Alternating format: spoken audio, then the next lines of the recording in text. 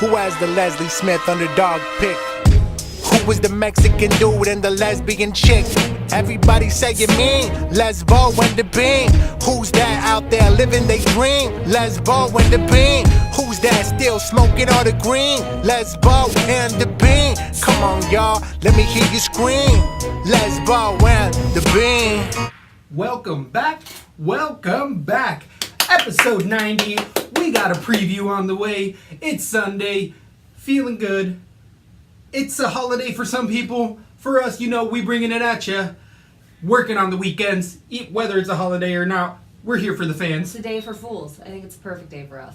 That is a good point. Very good point. But either way, we got to do some dirty work. How have you been real quick, by the way, Lesbo?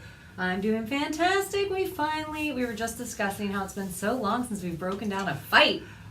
It does feel a little bit weird. I just feel like I keep looking at the same fights over and over and over again, and I have so much to say about so much. I think that this is going to be really advantageous for us to break down just the preliminaries today, and then we're going to get into the main event on Wednesday to get those final picks as the week goes on, because again, it is a day of fools, and a lot of people are fooling around out there. Been seeing a lot of that Khabib talk. He's fallen out like 20 other times since. People were doing April Fools as of March 31st, just throwing that out there. Yes, I think this so, is too. crazy. That's the new. It doesn't make sense. sense. They start selling Christmas stuff like October 29th.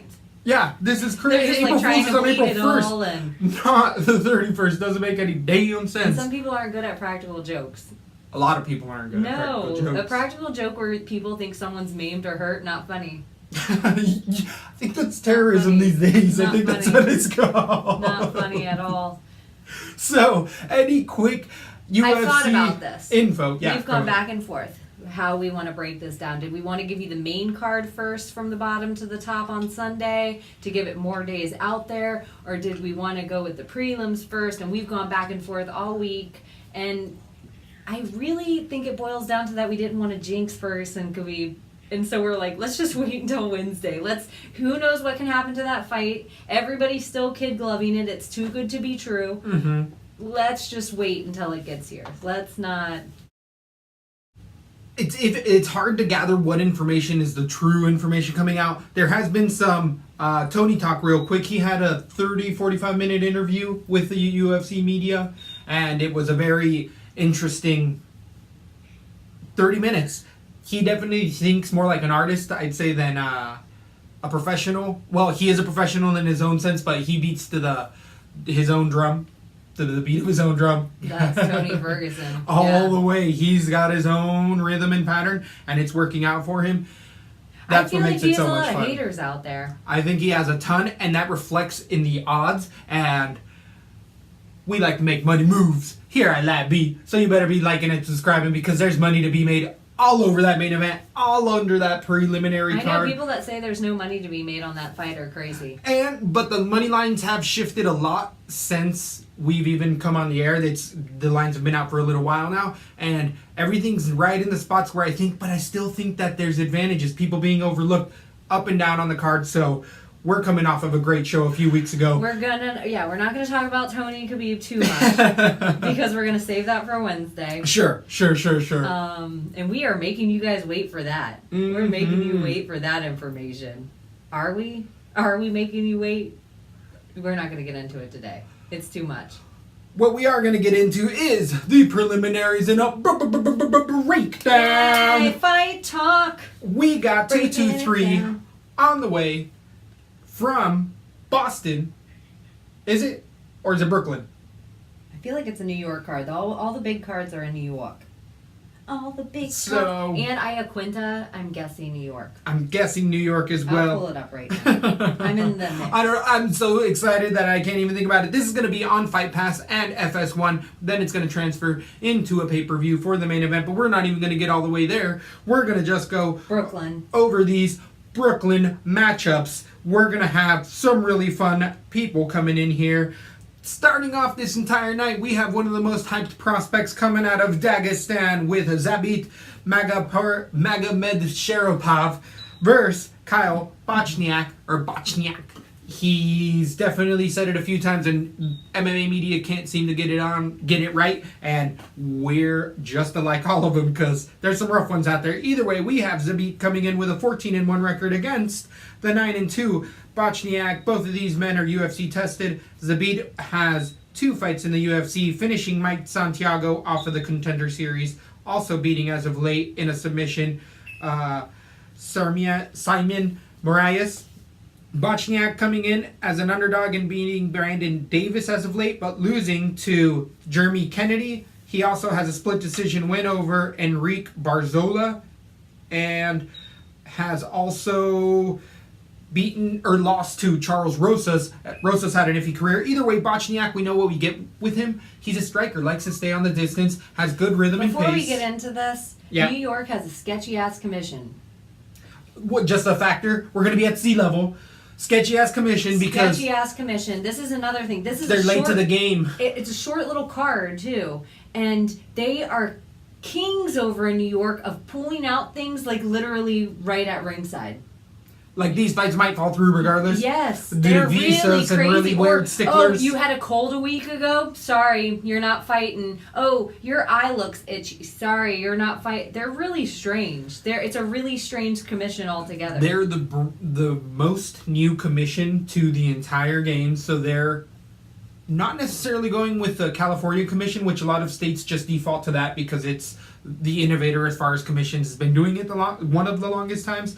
But New York is kind of, because of all of that talk with the union and stuff, there's weird stuff that goes on in the background that can affect the final product of the show.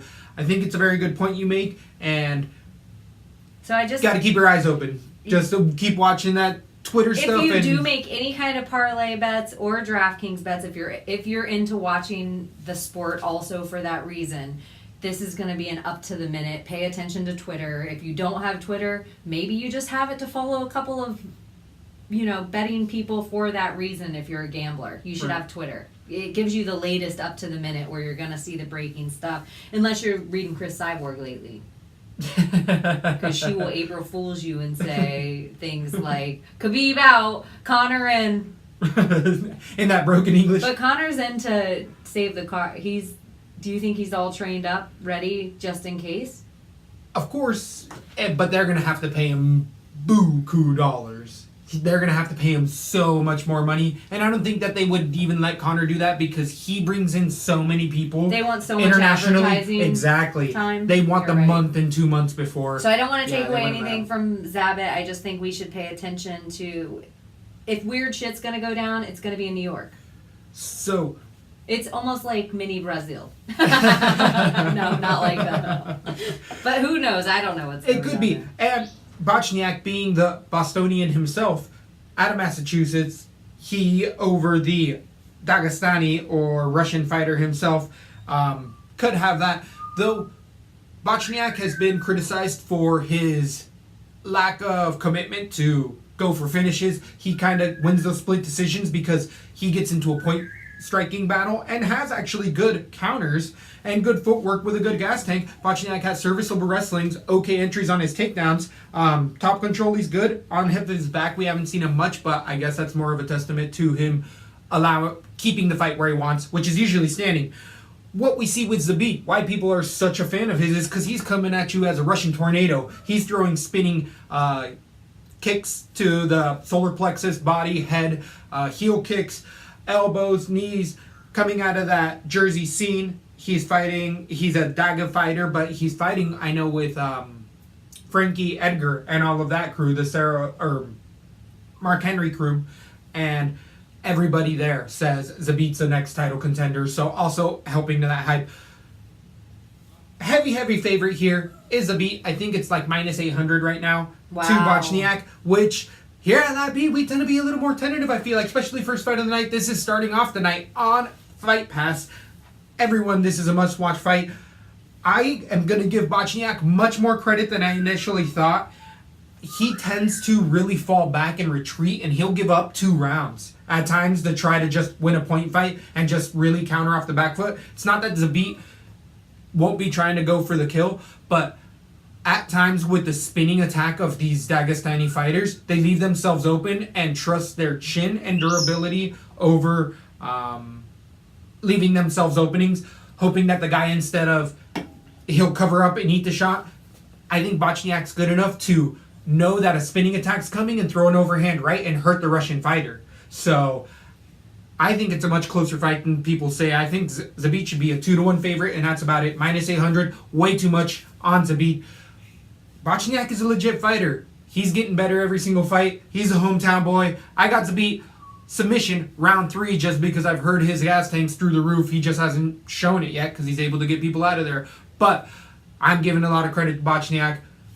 How do you feel this one's going down at the end of the day? I'm giving a little credit to Bochniak too, especially out of his neck of the woods. One of my little rules I'm making, besides the first fight of the night, which makes me want to stay away from it, I don't like a Bostonian fighting in New York City. I just don't like it. Don't like their odds there. There's something deep bred about the energy of Boston versus New York. So also, Bochniak tends to win one, lose one, win one, lose one. So if we just stay on that trend, it's time for him to lose. All that being said, I like Zabit. I do think he is getting a huge hype train behind him, and this is my opinion of the very first UFC caliber he's meeting, in my opinion, of a real name, of a guy that is going to be worth his salt inside the octagon. Yep. This is the first time he's being tested, and I think a lot of the stuff, he tends to get very hurt and does take one to give one. Bochniak has good hands. Yep. I don't think he's a pushover anywhere. I think he's kind of well-rounded everywhere. Is he even close to the guy Zabit is on the ground? No, he's not. But is anyone to the Dagestani guys? They have that. That's their thing. It's like jiu-jitsu to a Brazilian. So I have it going to decision, and I think it's crazy. I think everyone that's going to bet high on Zabit, if he finishes, I don't know, even though he does lay a lot of punches. He has that kind of Demetrius Johnson fighting style. Does he have the Demetrius Johnson output? Does he have the Demetrius Johnson technique? No, he's a little wild, crazy as hell. Bochniak can catch someone at least enough to hurt him to make them reevaluate their game. And I think on the second he's hurt, he's going to go right to the ground, and I think Bochniak can defend for a little while. I don't know how good either guy's gas tank on, so I can see your third round submission really coming into play. I don't know if Zabit is going to have the strength in his arms to catch one of those crazy chokes or crazy submissions that he usually can catch early on in the rounds. I think this is going to be a weirder fight than everyone thinks. I'm going to stay far, far away from it. If I end up tight somewhere, I might put Bochniak on one just to throw my fishing pole into the great ocean of crazy. Zabit, I won't go too heavy on like everybody else. Yep. I think that's a parlay buster. That's one of those that's going to ruin your entire night because everyone's going to put him on every parlay, every card. Yeah. And I'm just saying, don't put him on everything. I do believe he is the most expensive fighter. Do we even want to get into those lines? We can talk about DraftKings. We just won't get into making our card until the Wednesday show. So, we're going to release this now. This is going to be our prelim show. We're just going to talk about the prelim fighters because we think the main card is good enough to really give it that full amount of time. So, stay tuned and make sure you like and subscribe if you give a shiat what we have to say about that main card. So, real quick with the lines, we have Zabit at 9,500 against Bochniak's 6,700. Values in Bochniak a little bit there for me on the spare note. If he can make it into the second round, it's worth every cent because you can fill with monsters. For 9-4 or 9-5, you got to get 130 points or more. That's Zabit's average, though, is 132 points is his average. How many fights has he had in the UFC? 2. Against Bochniak's 5 or 6 fights. Yeah, now. Against what caliber guys? Against Santiago, and the other guy was... And Mike Santiago. Yeah, a debuting Marias. Not Sergio. Yeah, not Sergio. Not Santiago, not Sergio. Not that. It's a new debuting guy. So either way, just be tentative on that one. I think we got everything we got to say about that one. One more thing about Zabit. Okay. He's a tiny little 145er. in my opinion. No way. I thought he was pretty tall, was he not? I don't know. Is he? Yeah, he's pretty long. 6'1". He's gangly as Holy hell. man. Yeah, that's why. He's crazy. He's a James Vick for the 145s. I thought he was He's so taller. tiny. He's taller than James Vick. He James must be Vick's so 6'1". lean across the Yeah. top because of how He's tall a he is toothpick. that I just thought he was so small. Oh, no. He is, but he's a tornado. He literally just springs everywhere. But at 6'1", if he's using his legs, oh shit, I might have to change. I'm staying away from this. Bye. Move on. So, on to the 205ers. We have a debuting Mike Rodriguez coming in from the Contender Series against Devin Clark, who's also come in from looking for a fighter, a different UFC promotional organization throughout the UFC. But Devin Clark first came in and Dana White offered him a contract exclusively at 185. Devin Clark lost that fight to Jan. Alex Nicholas. The first fight he lost is what I'm saying at 185. Sorry. Then he went to 205, won 2 in a row. Then his last fight, he did lose. Devin Clark did to Jan Blachowicz. Our Leslie Smith underdog pick. In a rear naked choke without any hooks in. So what I initially thought with Devin Clark was when he moved up to 205, his gas tank would be in check. He's up at Winklejohn's, and he would have that killer instinct. And at 205, it's just showed me that. Did he change camps? He should still be at Winklejohn's. Maybe it has his old camp on here. Yeah, or he goes back and forth from there. But I know specifically he's been at Winklejohn's. Yeah, I remember. So with Devin Clark, though, at this 205 division, he likes to keep things striking. He has power in his strikes, moves in and outward really well. But that gas tank is only 1 round for me. Devin Clark, if even a round. After a few explosions, Devin Clark is completely gassed, and he's fighting off of fumes, and usually ends up getting overwhelmed. Jan Blachowicz, again, didn't even need to sink in the hooks, which is rare, and it just proves that Devin Clark, when he's gassed as well, has a little bit of that quit in him. I thought at 85 it was just a weight cut, but I saw that Jan could do that to him, and if we see that, other fighters see that. Mike Rodriguez, though, being a debuter, had an amazing showing coming in onto the Contender Series, finishing his fight via knockout with a flying knee in the first minute and a half, 2 minutes of that fight. He's coming in very, very tall at 9-2. He's only had a loss via submission, toe hold, over a year ago. Has since fought 4 times and won them all by TKO. He does have a decision earlier on in his career, but Mike Rodriguez is known to be a finisher. He's long and gangly, as long as he is, he's got incredibly long arms, throws flashy technique, throws elbows really well. I did go back and look at some of his CES fights. Mike Rodriguez is legit to an extent. He's really rough on the ground. The legit part of him is that even if he's in bad situations, and I saw a couple good wrestlers really get on Rodriguez and get him down, and instead of Rodriguez ever quitting on the ground, he ended up working his way out of the bottom position with elbows and moving his hips out and finally getting back up and finishing those grapplers later on in the rounds. So those TKOs are coming via quality as well. They're not just one and done knockouts. Yeah. He had to fight through it, and then in the second and third round, he's able to finish guys. Also, he got submitted on a toe hold, but he specifically fought another guy I saw later on in his career where a lot of those leg locks came in, and his leg game defense had dramatically stepped up at that point, because there was a few times where I was like, ooh, his knee could be done as long and gangly he is. He turned over and ended up finishing him with hammer fists on the ground. Rodriguez may not have as good of a gas tank as Devin Clark. Devin Clark doesn't have that good of a gas tank. This is a coin flip of a fight. I like Rodriguez in this as an underdog. I think this is pretty close on the odds as well. Is he an underdog? Yeah, he's debuting against the veteran now. He's the favorite on Tapology, Mike Rodriguez. Oh, is he? Yeah. Then never mind. I thought I had the betting lines up earlier.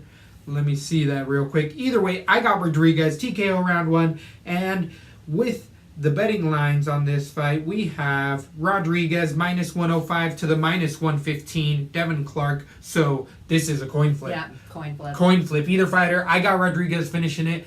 Maybe it shouldn't be in the first, more in the second. And it's more fading Devin Clark for myself. It's Devin Clark who just has worse showings, where I think Rodriguez has that potential of seeing things. I don't want to say he's John Jones because he's long, tall, and uses his all that stuff. And but black. he thinks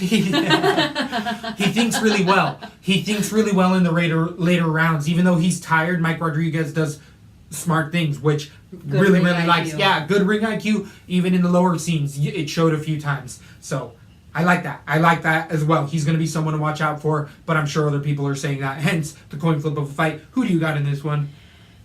This is more of a stay away on Devin Clark for me than it is a hype train build on Rodriguez. And in fact, I think Rodriguez could ruin your night in a weird way because you just don't know enough about him in the UFC. Devin Clark has not had a great UFC showing. I like Jan Blachowicz, so that loss to me was no surprise. But that loss, or me picking Jan, was not because I was a huge I think I had Devin Clark in that. Jan fan. Yeah, I remember you having him. I had Jan in his last one, but yeah. Yeah, Devin Clark is just, I don't know if he's ever stepped up and been that UFC caliber guy to me.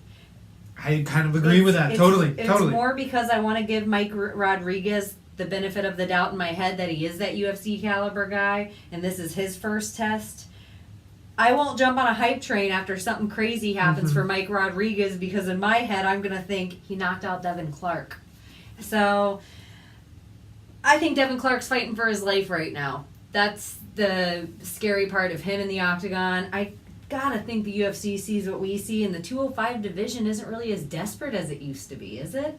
It's still in there. They're definitely getting prospects just like Rodriguez. I don't think either loser leaves town here. I think Rodriguez will keep fighting, and so will Devin Clark, just because he has rattled off a couple wins in a row. And with the lacking still in the division, even though they're injecting people, they still got room to lose 2 or 3 in a row, because it's dramatic finishes at this weight class at 205. People go 9-9. I got Rodriguez KO round 2, and I feel like it's going to be a TKO because, as you said, Devin Clark, when he's done, he's just done. He's just done. He has little baby quit. Exactly. So... And I don't like... Yeah, go on. I don't need to say anything. I don't need to say anything else about that. So, as that one leaves such a good taste in your mouth, we're going to go into such a fun fight in Ashley Evans-Smith versus Bec Rawlings. This is definitely one of the rough ones of the night. There's a couple on here. The whole night, we're starting out with Zabit, but this one is, we've been blocked by Ashley Evans-Smith herself. The more herself. I'm starting to get into these, I'm starting to think maybe you should put Zabit everywhere, because all the rest of the fights are like... Coin flip of fights. Yeah. Evans-Smith versus Bec Rawlings at 125 pounds. These are potential Chev contenders. So, I can't put trust in either one of these ladies. We've been saying... These are potential women who will be fighting Bullet Valentina. They're working their way up. One of these winners will eventually fight Chev for something. But guess who I'm going to be betting on? Against, I mean. Whoever wins this fight, because I really have shown, and unfortunately, I don't really like either of the fighters, and I don't want to talk trash and all this. It's just both of them have had a little bit of quit at times. Bec Rawlings has... And at times they've shown heart. Mentally, it's really hard to gauge them, is why I don't like either fighter so much. Because they can come in and have amazing showings and then have such a low fight IQ or lapse of judgment. And deservedly so. They're in brutal fights at times, but those brutal fights come about because there's holes in their games that is just tough to get around. They both have come off some injuries. Evans-Smith, I believe, a few more, with some knee issues potentially going on there. But if Evans-Smith comes in with a good game plan, she can win this fight. She's 5-3 at 30 years old against Bec Rawlings, 7-7 coming out of Australia. The 29-year-old is 1 year younger. Bec Rawlings has a 3-fight losing streak against Evans-Smith, 2-fight losing streak. So the O's got to go. Is it loser leave town, or do they both stay? They both have to stay.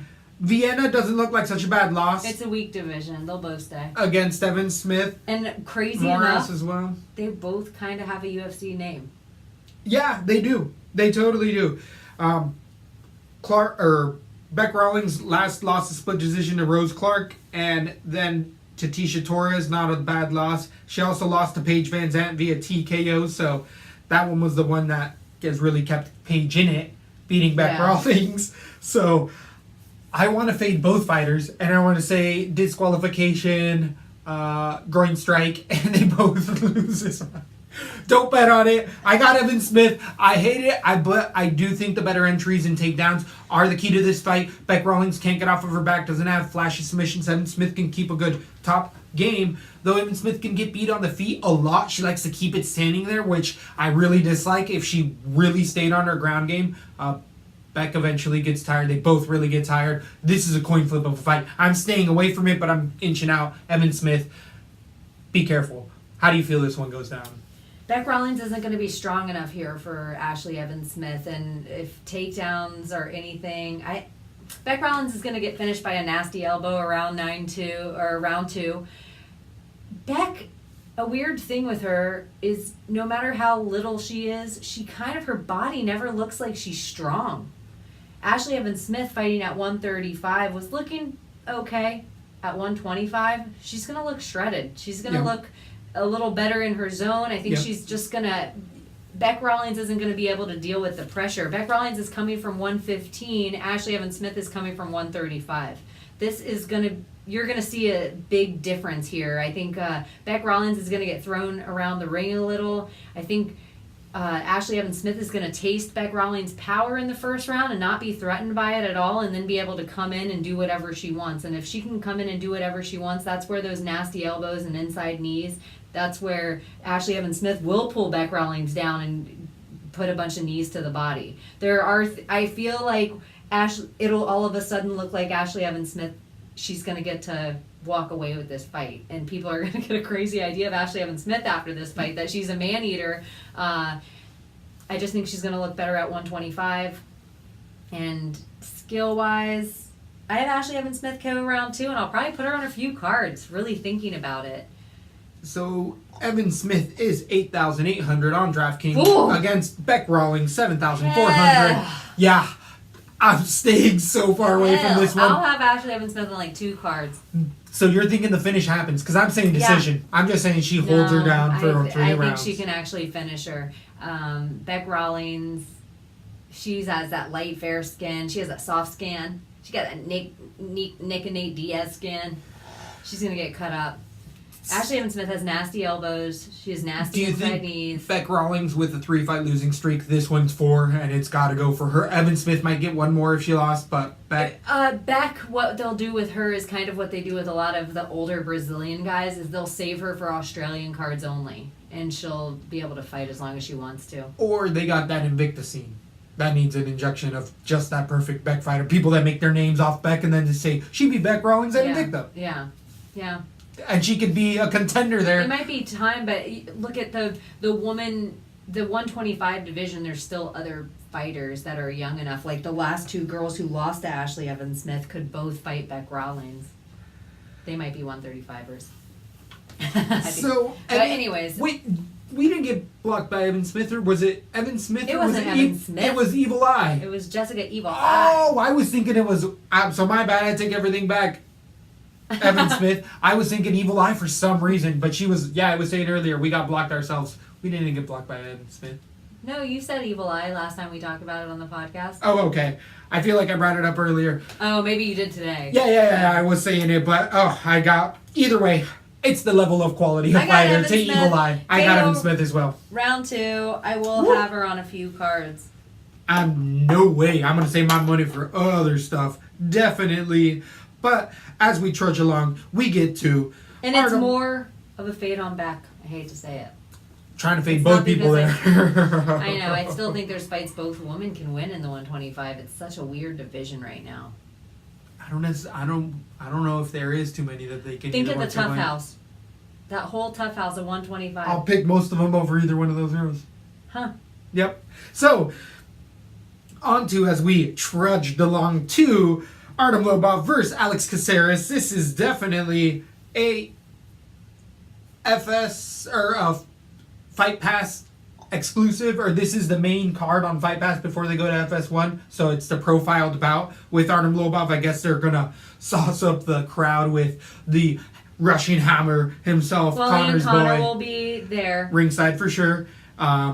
with the 155 division, Conor's going to be in the house, guaranteed. Guaranteed Conor's going to be in the main event watching that fight to be like, all right, I guess I fight you next. So, Artem, though. Or, all right, I guess I'm not fighting at the 155 anymore. Because we talked about it yesterday. Would you rather fight GSP or Khabib Nurmagomedov? GSP all day. Give me that fight. So, Caceres, Lobov, you can't help but mention Conor when you say Lobov. That's the shadow that will forever live in. But Lobov is a serviceable striker. He's 14-14-1, a 500 fighter. Coming in against Alex Caceres is 13-11. Caceres coming off of that street fight scene with Jorge Masvidal and Kimbo Slice fighting out of Miami. Bruce Leroy himself is very existential, astrophysical, and into the mood and the vibe of things more than anything. He can go in there and just, it looks like he's on a date at the rink, riding around on skates. He just doesn't have expression. He doesn't really get mad. He feels that it's much more of a competition. Artem Lobov understands it's a competition, but he likes to make dogfights in there. And Caceres will bring the heat to an extent and get finishes. He's opportunistic when he does hurt people on the ground. He's very slick, does a lot of really crafty stuff. But Artem Lobov has good takedown defense, generally likes to keep it striking. Caceres has much more spins. Remember that 5-rounder that him and Yair went through where it's Spin City, both of these guys? Caceres can throw some weird stuff. Lobov does as well. Quote me. You can quote the bean here. Artem Lobov is going to throw a standing hammer fist. He's done it in every single one of his fights. If people don't notice it, I'll make a gift or something this time. He will throw a fist in the middle of it. It doesn't do anything, but it's just his own thing that he does. I really like it. Either way, Lobov can get picked apart on the legs. Caceres can get picked apart those front legs. It's who decides to use the leg kicks for me more, and I feel like Caceres can use that more. This is going to be a itchy, grinding point fight. I don't really advantage anyone heavily on the ground. Lobov isn't a submission threat at all. Caceres is definitely the threat at all, but no takedowns are going to be thrown here. If any, it's going to be Bruce Leroy, not by Lobov. This is a split decision. Throw a coin in the air. Pick a baby by the hair. I don't know who you're going to get. I'm going to go with Lobov. Disgusting, dirty split. You can count on the split decision. Staying the fuck away from this fight. There's no finish here. How do you feel this one goes down? I think Lobov can finish the fight, and I think he has to finish. It'll happen toward the end, and it'll just be because Bruce Leroy gets himself in the worst situations. It's almost like he finds out where the fighter's the strongest and then tries to fight the fighter there, and it never, ever works out. There are so few fights that I think Lobov can win, but somehow I feel like he can win this one. I feel Bruce Leroy, it's not even ring IQ. He just throws too many risks in there. He gets hurt, and then he has to put up with a few minutes of really gruesome, ugly grinding for unnecessary reasons because he was trying to do something crazy and then gets clipped. Yeah. And he does it again and again. Lobov is constant forward moving pressure. And he's so constant forward moving, he doesn't stay in the outside range in the worry of getting clipped by one of those crazy Bruce Leroy kicks. Spinning kicks. Yeah, and shit. I also think he uses leg kicks all right, but he also, because of the constant moving pressure, all he sets up with somebody trying to throw leg kicks at him is he's in that inside range ready to take the left or right punch after they throw the leg kick. So then they stop doing that very immediately. Lobov's a weird guy. I know he's 50-50. We all know he's Conor's boy. I have a prediction here, and this is a crazy prediction. I think Artem Lobov wins this fight. However it happens, I don't know if it's by decision, split, whatever. I have KO round 3. I just think he catches him weird at round 3, and I can see the excitement in him. I can picture the ending. And his next fight is going to be BJ Penn's retirement fight in Hawaii. Wow. Bold prediction by Lesbo. And that's you heard it here actually a first. fight that I don't want to see BJ Penn fight anymore, but I actually think BJ Penn might have an opportunity to win that fight because of what you were talking about with the ground game and takedown defense and whatever. You can have good takedown defense, but BJ Penn is a different guy. It's a good fight for him in Hawaii. I'm not really worried about him getting KO'd and flatlined in the first minute of round 1 because of Artem's fighting style. So we both have the underdog in Lobov. The Russian Hammer. The Russian Hammer at plus 115 to minus 145 against Alex Caceres. Also Caceres 8,500 on DraftKings against Lobov's 7-7. Dirty split. I'll spec a Lobov as well. Even Caceres a little bit. Even Caceres a little bit. And I don't see How much did you say as well. Caceres was? 8,500. No, nowhere. Not worth it to me. How much are his average points he lays out? 52 compared to Lobov's 41. Yep, Lobov. He's the money in that fight. He's the wager gauge there. Yeah. As of right now, he is our underdog. So, but we got a whole nother day to go couple days to go before we get there. Either way, on to the next one. This is such a to be continued episode. I might have to even put that at the bottom of it, like our own like Scooby-Doo. Continued. Though, on to the card, we get into the lightweights. We have Evan Dunham versus Alban Mercier. Mercier is at a hell of a time getting a fight. Finally having Evan Dunham step in. Was it Gilbert Burns ended up falling out like the day of the fight last, when then Mercier ended up ducking his fans in Orlando Arena himself, not wanting to go to Denny's, not realizing that his fans were all about just hanging out with, what do they call him? OAM Mercier, or the Quebec Guide. The Quebec Guide. So we know what we get with the UFC alumni. Evan Dunham is a longtime veteran, but the alumni is OAM. 10-2, he's coming out with a 3-fight winning streak, only getting a loss in there against Carlos Diego Ferreira in a decision. Mercier tends to win via decision and or submission. He's definitely grown up in the sport. His jiu-jitsu game, ground game, top game is definitely where he makes all of his money, getting people to the ground and holding position until the fight is over. He's a very strong young man, has evolving striking, but actually is where he lacks the most. His head movement isn't all that well. He tends to get pieced apart and really shoots haphazard shots to really push you up against the fence, drag you down to the ground, and hold you along the fence. And he is more than willing to ride people out against the cage. Evan Dunham, though, the ever perennial UFC gatekeeper, Dunham has lost to the best, beat not the best, but really shows that off of a 4-fight winning streak. Rodrigo Dam being one of those guys' decision. He's also beat Ross Pearson, Joe Lozon, and also Rick Glenn decision. He's coming off of a draw versus Dariush, majority draw, and Dariush has kind of really fallen off since then. But Evan Dunham, to all credit, has really looked good later in his years. He is 18-6. Being a perennial guy in there, he's had a ton of fight against the best. Like I was saying before, he tends to keep it striking, but on the ground, Evan Dunham is super underrated.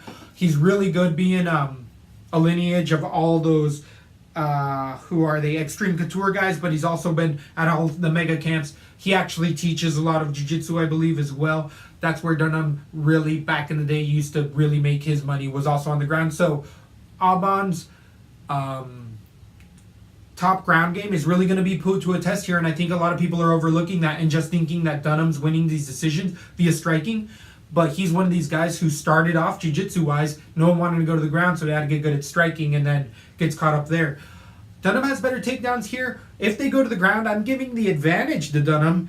I think he can get a lot of reversals, loves to play that butterfly game and really sweep people, keep people on top. Mercier, his gas tank has been an issue for him, and I think it can play out in the later rounds. I think it's going to go 1-1 going into the third round, and that third round, Evan Dunham has proven to have a little bit more in the gas tank. I got an underdog in Evan Dunham.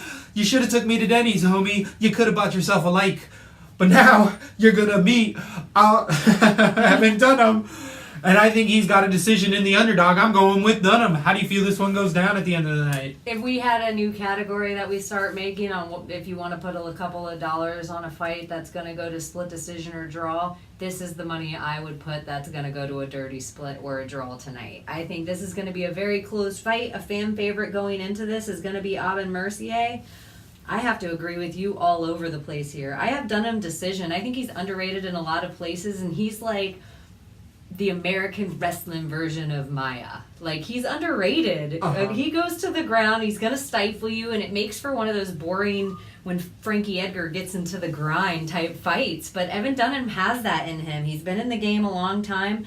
My red flag for Aubin Mercier here is when guys lose a fight, especially 2-3 months ago now, it's been that perfect amount of time. When they have a fight fallout and they don't get one immediately, they tend to stay in these 6-month-long camps. And we tend to see it's not good for their body. Yeah, right. And I have a prediction afterward. We see Aubin Mercier in an interview with Ariel Helwani saying that I didn't have the in-between for my body to cut. I just went from camp and started another camp. Mm-hmm. And I think your body needs the repair time. I think it needs the recoup time. I don't like this fight for Aubin Mercier. And depending on the excitement of it, sadly enough, I think Aubin Mercier, I think he's going to be crawling the ladder still in this division in the UFC. Evan Dunham's not the right route. I got Evan Dunham decision or dirty split decision. Could even be a boring draw by the end. Yep. Evan Dunham. Evan Dunham is 8,100 against Aubin Mercier's 8,100. DraftKings has this a coin flip. And the odds, actually, we do not have the underdog here. We have the favorite with the minus 140 against the plus 110 Aubin Mercier. So the line is flipped. Early, when it opened, Aubin Mercier was the favorite. Betting, now that the lines have been out for a little while, the bettors have come in and pushed the line the right way. That's the way that I definitely had that fight. I made some bets when the first lines came out, but we were holding off to get this breakdown in because it's the way it goes. We didn't want to blow our wad, so to speak. Exactly. But and I have to switch say, you are right on the Dunham decision. One big thing you were right on. Should have taken us to Denny's, homie. Oh, boy. We would have taken you. We would have taken you. Yeah, the tree. We don't need your UFC You don't need sugar money. on your coffee. You don't need butter on your bacon, homie. It would have been good. We would have got you a fruit bowl. I would have got you an omelet, boy. I would have got you moons over my hammy. So, as the preliminaries go on, we have a jewel of a fight in Joe Lozon versus We thought we were so slick. Grushmaka. I thought I was slick. Me too with Dunham. Yeah. Me too. And then Me we too. both picked the favorite. Well, the odds that have changed favored, so bettors have come in. There's still money to be had. This may be one of those ways to make some of that money with Joe Lozon against Gutsmacher. Gutsmacher is coming in with a 2-loss losing streak in the UFC. His name should be Mentos. Gutsmacher? Yeah. Because you feel that when you say it. Grutzmacher. You know, there's a fresh maker. So Grutzmacher is 13-3. His only 3 losses coming as of late in his career. The 31-year-old's coming out of Arizona, fighting out of the Knuckles Sports Academy. His last 2 losses are via submission against Davey Ramos and Chaz Kelly, but he has beaten, who is it, Abner Loveris in a decision, but he's also lost to Artem Lobov. Grutzmacher is barely holding on to a career. He was a part of the Ultimate Fighter where he had a few wins as well. Joe Lozon coming in with a 27-14 record. One of the first few Twitter megastars via the UFC and just Twitterverse. Really has a child heartwarming story. We've went over it a million times. He fights for his family and his daughter. Longtime fighter. One of the guys that at 33 is young in life but old in the cage. He definitely has started to feel those effects of having a long fight career. He was fighting 18, 16 years old. There's footage of him fighting grown men. He's been a pro fighter for a long time, having tons of wins and losses in the UFC. He's coming off of a 2-fight losing streak as well. Joe Lozon, a perennial gatekeeper as well, losing as of late to Clay Guida via TKO 4 months ago, losing to Stevie Ray in a decision, and beating Marcin Held in a split decision. But before that, losing to Jim Miller in a split.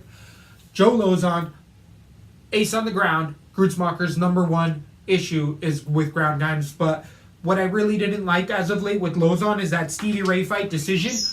Joe Lozon had Stevie Ray on all sorts of hurt for the first round and gassed so badly that he gave up the last 2 rounds to Stevie Ray. And Joe Lozon definitely, like I was saying before, I think it was short notice against Stevie Ray, but even his Quade put a pace on him that eventually accumulated the strikes, and Clay Guida does not tend to finish people via the strikes. Lesdog trying to get all up in this play, but I don't think it's going to end up working. I don't think it's going to work.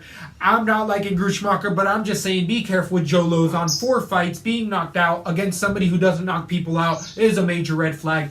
Joe Lozon's already had these red flags in his career.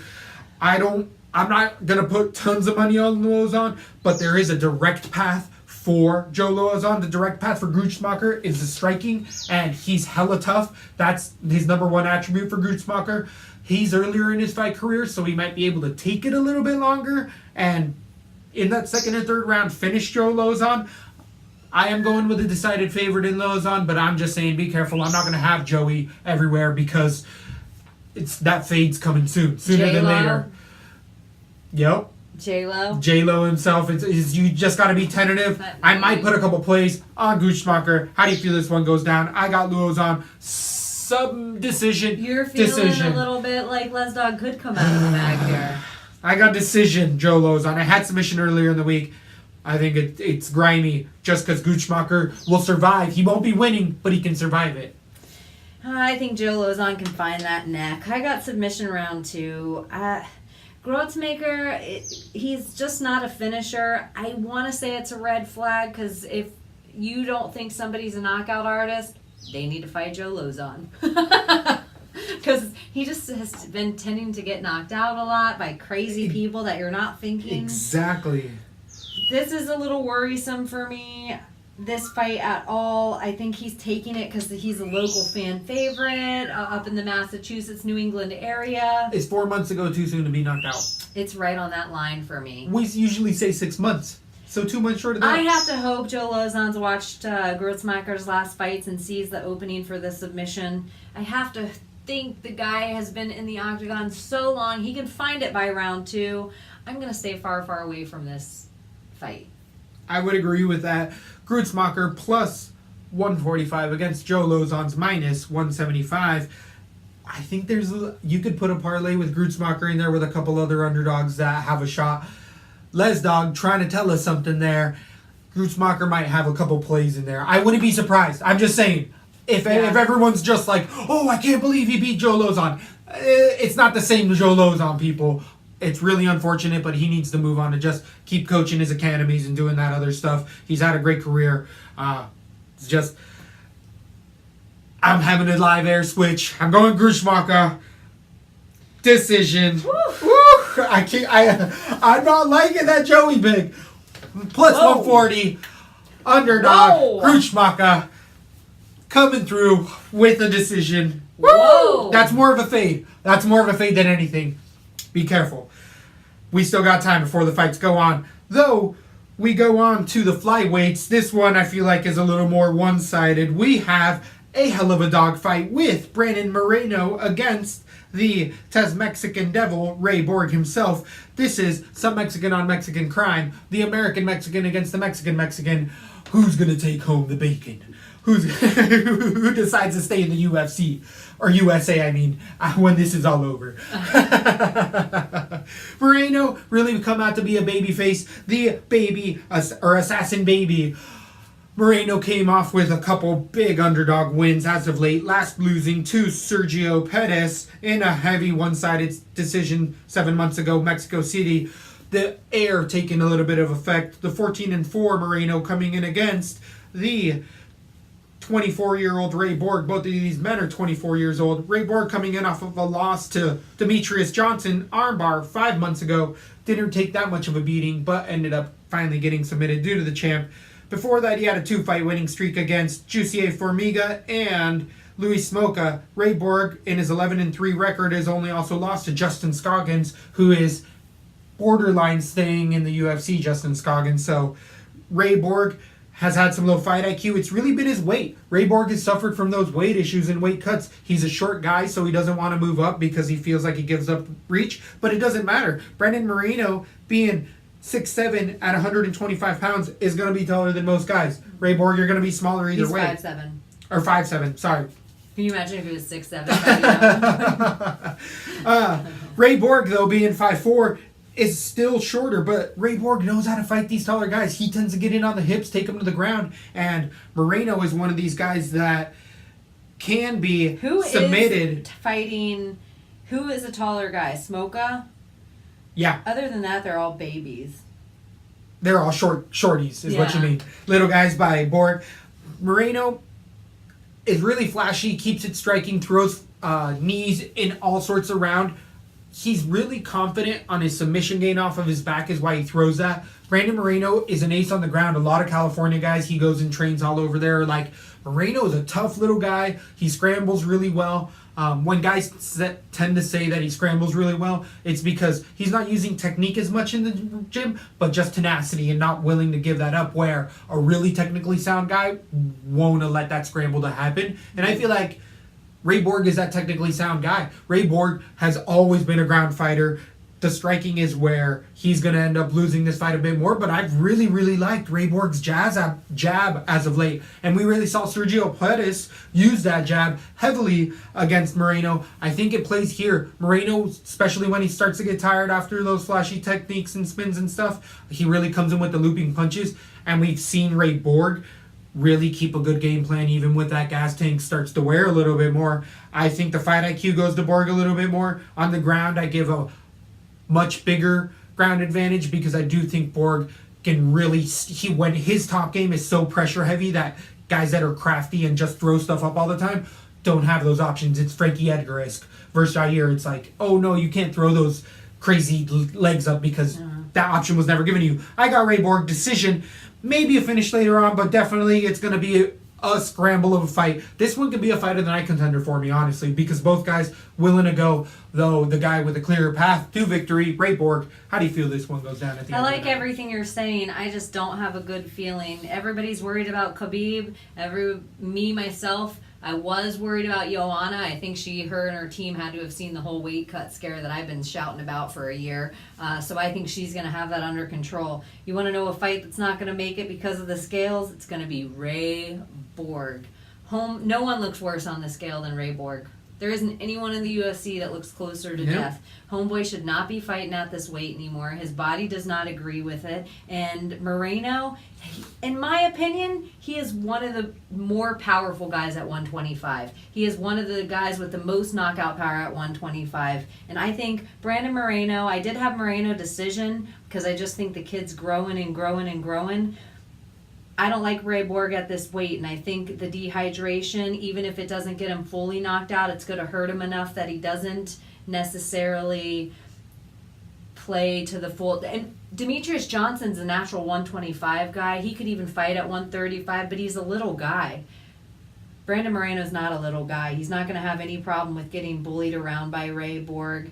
I think he's advancing. I think he's a solid underdog pick. I have him decision, but I actually am going to put a knockout round 3. For Brandon Moreno. For Brandon Moreno. Woo! And it's really for the dehydration of Ray Borg. I don't like him in this division. I don't care about his height. It might be bad for him, but I think height is proving that to be a naysay for Kelvin Gastelum. Like, he's still doing There's a bunch of other guys proving it. Mm-hmm. Right. So I like Moreno KO round 3 here. I do not like Ray Borg's dehydration. So Ray Borg is the minus 275 favorite against the plus 215 Moreno pick. Moreno Gruchmacher on a parlay right there might make you a little bit of cash just running out there. I like what you're saying. I like what you're saying with Moreno. You got to be careful with that young man. This is a really fun fight. These guys are both going to stay in for a long time in the divisions. I think they both eventually will move up. I don't think it's just going to be Ray Borg moving up. I think Moreno is going to fill in a little more muscle, and it's going to get harder for him. I agree with They're you. both 24 years old. They got room to grow. I like both guys. Yeah. I like both guys. I do think this could be an interesting fight if it makes it there. I just think Ray Borg is having a harder time with the weight cut on his body. I think he's broader. It's been proven. He's broader across his top. Real quick with DraftKings, we have Ray Borg at 9,200 against Moreno 7,000. So Wow. I Moreno think you might can be put a little Moreno bit- on some places. He's not going to get finished by Ray Borg. I see though Ray Borg being a monster as far as taking him down, which is 3 points, and then landing those rapid punches from side control along the cage for 3 rounds. And I can see that adding up. Just a thought. So it's iffy. Ray Borg though 9-2 is too much. I don't see a finish. What's Ray Borg's average score on DraftKings? 68 points against 83 for Moreno. Nope. No. No. 83 for Moreno, and he's not really a finisher. It's because of the amount of volume he throws in his punches. And Moreno, another thing neither of us discussed, great kicks. Yeah. Great kicks. Yeah, He's been working on them. They've been developing as his game's gone on. If you watch his first fights, they're hardly there, but toward his latter ones, I like this fight. It is a fun one. Also a contender for fight of the night, for sure. But on to the prelims main event. We finally got there. We have Felice Herring versus Carolina Gavelkovich at strawweight, 115 pounds. Both of these women are longtime contenders in the UFC's 115 division. KK coming off of a win with an 11-2 record to Jody Escobel decision, but lost her fight to Gedalia in a submission, and also to Joanna to JJ via decision. Actually had JJ hurt a few times with some elbows in there. We know what KK wants to do against Felice Herring, who has 14-6, longtime 33-year-old veteran, coming off of the fight contender, or the fight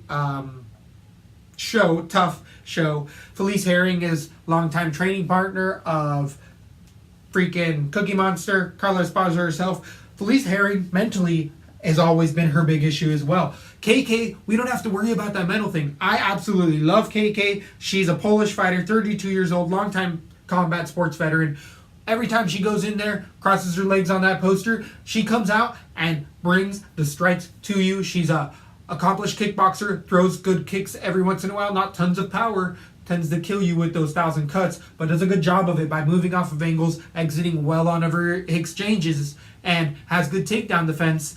Though on the ground, we have seen some weaknesses with KK, and that's where Felice Herring does have the most potential. Striking-wise, this is a very interesting matchup due to the fact that Herring, to me, is much more that Muay Thai striker, and KK is much more of a kickboxer, and those are they have the same elements, but they throw everything a little bit differently. But I will say that the more well-rounded mixed martial artist for me is Felice Herring. She's proven that as of late a bit more, coming off of a 4-fight winning streak. Felice Herring has come off of beating Courtney Casey split decision 3 months ago. Also beating Justine Kish, Alexa Grasso with a big underdog there, Caitlin Curran, and only losing to Paige Van Zandt via decision, where Felice Herring said it was all a mental game, her weight cut was bad and all that stuff, but Herring's really got her mental game in there. This is a coin flip of a fight. I really like it as the headlining fight, because on the ground, KK is really serviceable. Herring has better takedowns, better entries. KK's never going to shoot in the fight at all whatsoever, but striking, this could get really tentative and they both just pick at each other. I could see it being boring, but I think it's going to be a scrappy fight. Felice Herring has a good gas tank. If not, I want to say a bit better of a gas tank than KK. And KK can start to really slow down into those 3-punch combinations later on in the fight, where she really throws 5 and 6 early on in the fight. But KK also gets better as the fights go on. But I could say that as well for Felice Herring with her Muay Thai, which they warm up. It's an interesting matchup. It's a coin flip for me. I'm going Herring decision right now. I could see myself switching every other day. I'm not going to go heavy one side. I think it's dirty split. 2 rounds go to 1. I don't know who gets each 2 rounds because it's going to be a scramble. Wow, every fight has kind of this lore about it. That they've done a really nice job matching, these right? Fights together. Matching them together. Let me shake it out. Okay, Kovalchevich, Carolina. Both women, I could say this about. Both women tend to fight up or down to their opponent. That is so dangerous coming into a fight where, so it could either be a bloody, gruesome brawl to the end where they end up hugging and it's crazy, like one of the women's fights of lifetime, or it's a boring pepper match where every once in a while they get into a literal boxing clinch up that nothing happens so frequently that the ref has to come in and split it up. Felice is hungrier. Felice has less quit. Felice is not going to get knocked out. Both women have good chins. Felice has more power. Felice has better takedowns. Carolina, maybe better hand combinations. That's really the only thing I'd give her. Yeah. And Carolina, I really love KK. I think she's one of the cutest people ever. In my opinion, her claim to fame is that she went 5 rounds with JJ. That's her highlight reel when I play it in my head. I think Felice has more power in her hands than Joanna. I think this could be a dangerous fight for Carolina Kowalczyk. I actually have Felice Herring. I think she's going to hurt her, and I think she's going to submit her in round 3. I think Felice also has the better cardio in this. Yeah, crazy fight. I hate to say it. I think Felice is on her way up and an interesting person to watch battle. I wouldn't... She's a more complete mixed martial artist. Yeah, I haven't seen... KK hasn't... On the ground, she got submitted up by Gadelia, who's a little beast on the ground. Gadelia's going to submit up most of the girls in that division. But I think Felice has that kind of power. Felice has that Gadelia power. And Carolina isn't strong. Not that she's not strong. She's not as strong as these other women. So I got Herrick submission round 3 here. Whoa, we're both going with Herrick. We both have an underdog here. Maybe a play for underdog of the night with KK being minus 185 against Felice Herring's plus 150. So I'm putting Felice Herring, Gutzmacher, and potentially... And I trust both girls are going to come out and bring it. I think this is going to be a perfect way to end the prelims. I think it's going to be gnarly. I think it's going to be exciting. I think it's going to be a lot of stand-up unless Felice is taking it down. And it's really who's going to have more strength at the end, and I see that being Felice. So, Carolina is 9,000 on DraftKings against the 7-2 Felice Herring. Felice Herring's a wager gauger all the way around. I like her output. I like her takedown. She might be the Leslie Smith underdog. I think you're going to have to wait until Wednesday's show for that. I think we are. So, that's the preliminaries. Definitely let us know how you feel about the way things are going out there on the YouTube, and or leave a comment, subscribe, hit that 5-star if you feel like it. It would help out. Oh, you know what I was thinking? If you actually hit a 5-star on iTunes, because that's where it matters the most. I don't know why, but for advertisers and things like that, that's where it matters the most. If you go on iTunes and you write us a 5-star, we'll read it on air, and we'll give you a full shout out. Any of the 5 stars. Shout out. I'm trying to get that rating up on iTunes so people can find LaTB. Make sure you're liking and subscribing. Lesbo and The Bean everywhere. Gmail, iTunes, YouTube. And if you haven't looked at our YouTube lately and you tend to be an audio listener, we are adding more content to that, so it's not just for your ears, it's also for your eyes. So thanks again for the likes and listens. Lesbo and The Bean! Who's that still smoking all the green? Lesbo and The Bean. Come on, y'all, let me hear you scream.